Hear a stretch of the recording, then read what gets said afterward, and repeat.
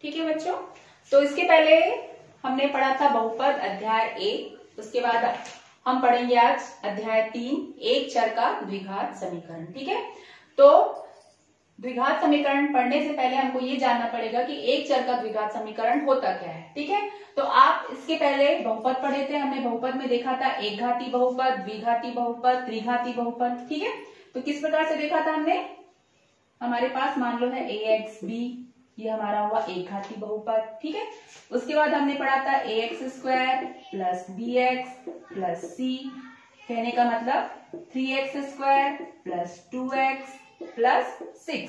तो इस प्रकार ये हुआ हमारा द्विघाती बहुपद जिसमें कि 3 पद थे। ठीक है, तो इसके पहले हमने बहुपद पढ़ा था, तो बहुपद इस प्रकार थे एक घाती बहुपद, ये द्विघाती बहुपद हो गया। हमने और भी पढ़ा था त्रिघाती बहुपद। तो इस प्रकार से बहुपद को हमने इसके पहले अध्याय में पढ़ा था।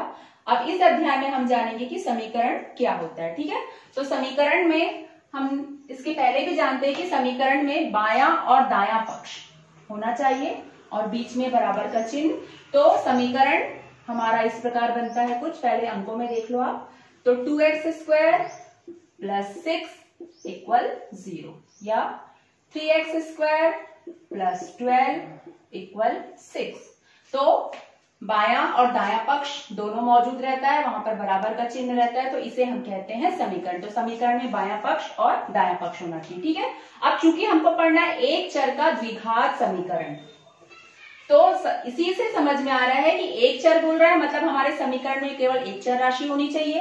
किस प्रकार, जैसे हमारे पास कुछ समीकरण होता है 2x plus 4y is equal to 12। अब हमारे पास ये भी समीकरण है, पर यहां पर देखिए इसमें दो चर राशियां हैं, एक x है और एक y है। ठीक है, तो ये समीकरण है आपकी दो चर राशियों का। तो जो आपका समीकरण होगा वहां पर आपकी एक चर राशि होनी चाहिए, कुछ इस प्रकार 2x² प्लस 3x इक्वल 0।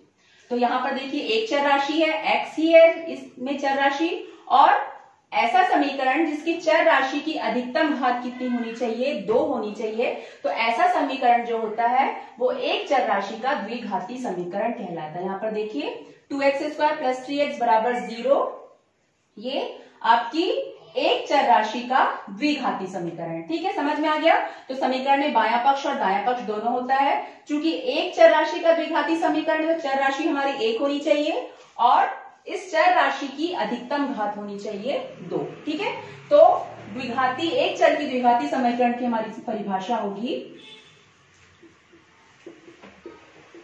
ऐसा समीकरण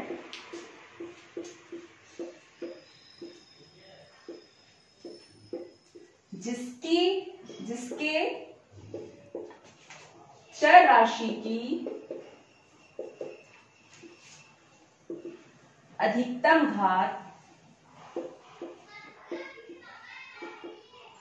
2 हो।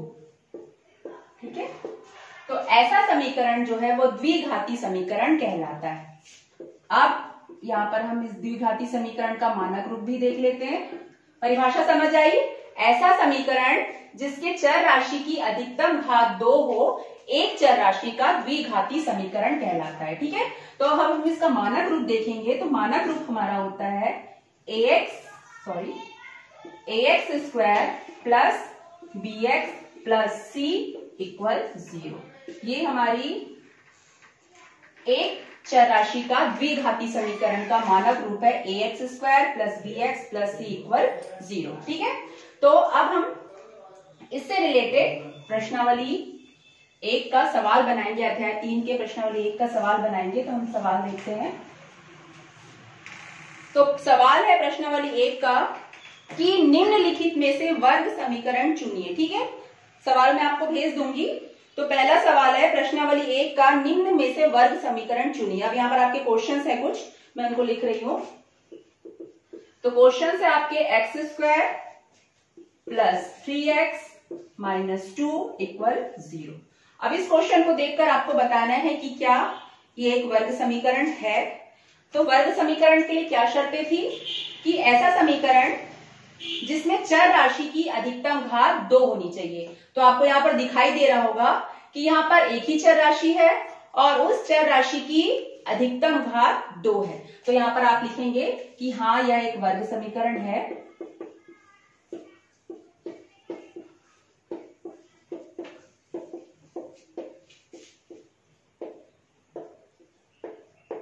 क्योंकि यहां चर राशि की अधिकतम घात 2 है। ठीक है, तो इस प्रकार से आपको सवाल हल करना है। आपको समीकरण को देखना है और समीकरण को देखने के बाद ये देखना है कि उसमें चर राशि कितनी है। यहाँ पर एक चर राशि है और उस चर राशि की अधिकतम घात कितनी संख्या है। तो जिस चर राशि की अधिकतम घात 2 है वो हमारा वर्ग समीकरण कहलाता है। ठीक है, इसी प्रकार आगे हम दूसरा क्वेश्चन देखते हैं। तो दूसरा क्वेश्चन है हमारा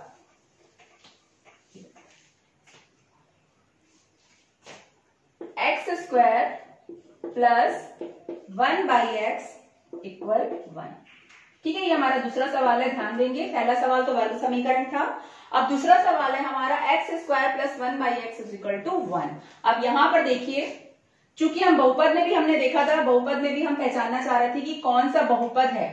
तो वहां पर क्या था कि चर राशि की घात जो है वो एक पूर्ण संख्या होनी चाहिए, वो हमारा बहुपद कहलाता है। ठीक है, तो उसी प्रकार जब हम इसको देखेंगे तो यहाँ पर देखिए नीचे में x है, तो सबसे पहले हमको इस समीकरण को हल करना पड़ेगा। समीकरण को हल करने के बाद हम जांच पाएंगे कि एक वर्ग समीकरण है कि नहीं है। ठीक है, तो सबसे पहले वही जो हम करते हैं, कुछ नहीं है, मतलब हर में कितना होगा 1, दोनों का लघुत्तम समापवर्ती निकालेंगे, 1 और x का लघुत्तम समापवर्ती आया x। ठीक, इसमें भाग देंगे, कितनी बार जाएगा x बार, x का x स्क्वायर से गुणा करेंगे तो आएगा x की घात 3 प्लस, ये सब आपको बताने की जरूरत नहीं क्योंकि बार बार आप इसको कर चुके हैं।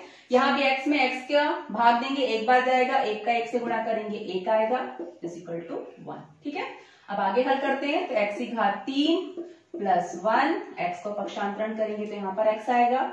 यहाँ पर हम फिर हल करेंगे तो x की घात 3, x को पक्षांतरण लेंगे तो माइनस x प्लस 1 बराबर c। अब ये हमारा समीकरण हुआ। अब ये हमारा समीकरण हुआ। अब इस समीकरण में हम देखेंगे कि चर राशि की अधिकतम घात कितनी संख्या है। तो चर राशि की हमारी अधिकतम घात यहाँ पर कितनी संख्या है 3। तो अब हम इसका आंसर लिखेंगे कि यह समीकरण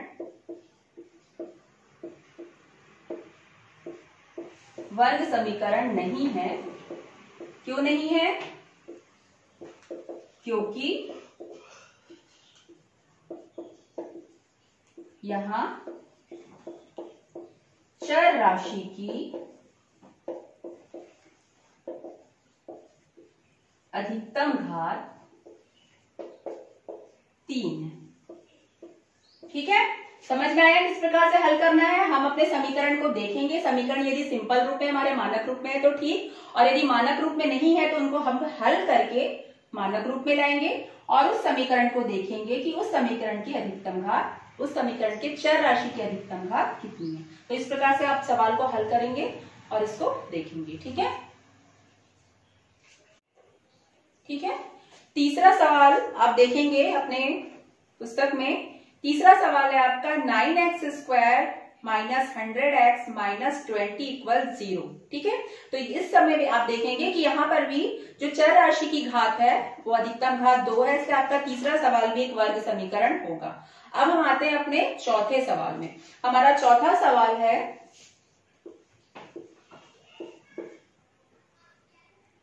x square minus 3√x plus 2 equal 0। ठीक है, तो यहां पर बताइए कि क्या यह समीकरण एक वर्ग समीकरण है। तो शायद कुछ बच्चे बोलेंगे कि ये एक वर्ग समीकरण है। क्यों? क्योंकि यहाँ पर चर राशि की अधिकतम घात 2 दिख रही है। ठीक है, पर यहाँ पर हमको इस चर राशि के अलावा अन्य चर राशियों पर भी ध्यान देने की जरूरत है। क्या ध्यान देने की जरूरत है कि यहाँ पर तो आपकी चर राशि की अधिकतम घात 2 है, पर जो हमारा द्वितीय पद है उसकी जो चर राशि है उसकी घात जो है वो एक भिन्नात्मक संख्या है। आपने बहुपद में भी पढ़ा था कि बहुपद वो होता है जिसकी चर राशि की जो घातें होती है वो पूर्ण संख्या होनी चाहिए। ठीक है, तो चर राशि की घात हमेशा एक पूर्ण संख्या होनी चाहिए, ना कि भिन्नात्मक, ना कि ऋणात्मक। तो यहां पर लिखेंगे इस सवाल में भी कि यह समीकरण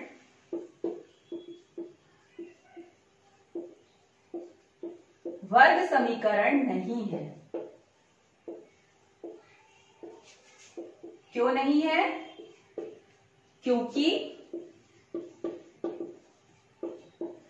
इस समीकरण के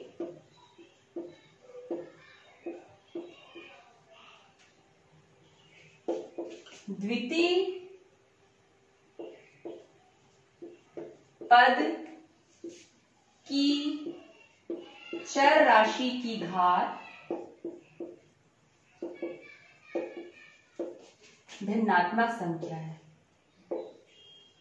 चर राशि की घात कितनी है? 1/2। कैसी संख्या है? भिन्नात्मक। समझ में आया? अंडर रूट एक्स है, अंडर रूट एक्स का मतलब होता है एक्स की घात 1/2। तो चर राशि की चूंकि यह समीकरण वर्ग समीकरण नहीं है, क्यों? क्योंकि इस समीकरण के द्वितीय पद की जो चर राशि है उसकी घात जो है वो एक भिन्नात्मक संख्या है। चर राशियों की घात हमेशा एक पूर्ण संख्या होनी चाहिए, तभी वो या तो बहुपद कहलाता है या समीकरण। ठीक है, तो इस प्रकार से आप सवाल को हल करेंगे। आपका चौथा सवाल था। अब हम आते हैं 5वें सवाल में। तो 5वां सवाल भी आपका दूसरे सवाल के जैसे आप उस सवाल को बनाएंगे और यदि नहीं बनता है तो मुझे बताएंगे। ठीक है, उसी प्रकार देखिए 6वां सवाल।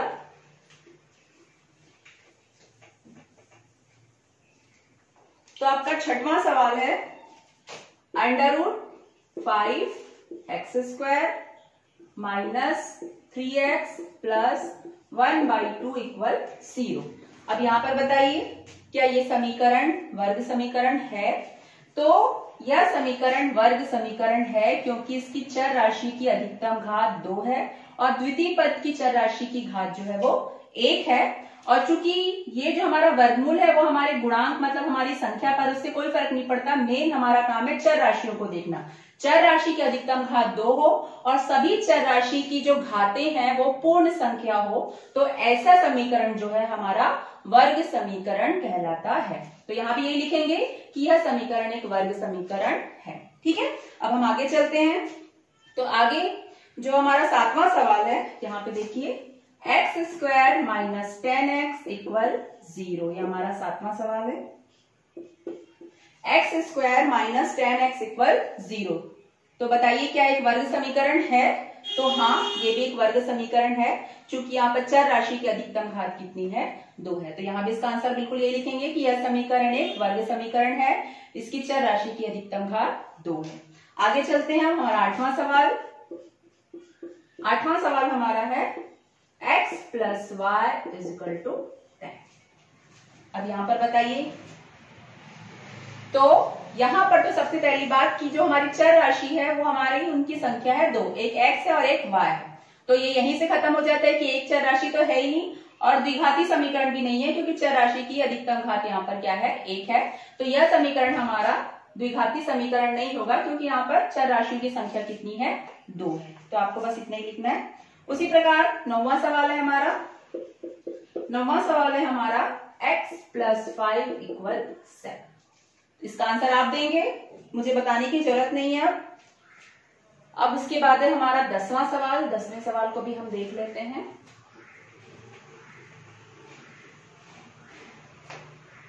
10वां सवाल है हमारा x माइनस 8 इक्वल 0।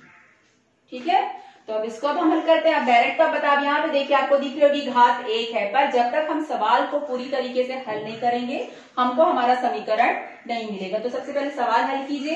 तो अंदर मल्टीप्लाई करते हैं तो x का x से मल्टीप्लाई किए तो x² आया, x का -8 से मल्टीप्लाई किए तो -8x इक्वल 0। क्या दिख रहा है आपको? ऐसा समीकरण जिसमें चर राशि की अधिकतम घात कितनी है? 2 है और अगली जो चर राशि है उसकी भी घात जो है वो पूर्ण संख्या है।